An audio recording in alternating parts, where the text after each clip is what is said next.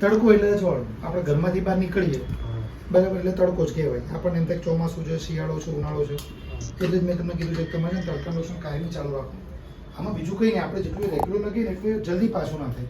તો તમે સાચો 2 મહિનામાં થઈ જાય. તમે સાચો તો જે કહેવાય કે મેં હા તો તમે પેલી ટ્યુબ લખે પીધી ને તો ઇન્થિનમાં સારું રહેતું હતું. પછી અને ટ્યુબે એમાં બાળ્યા પછી કઈ છે થોડી થોડી વચ્ચે વચ્ચે લગાવી દેવાય એટલે શું છે કે કંઈ થતું હોય ને તો એટલાથી જ આપણે ત્યાંથી અટકી જાય. પછી તો એમને ટ્યુબ બંધ કરી દીધી તે પછી પાછું વધારે થયું એમને.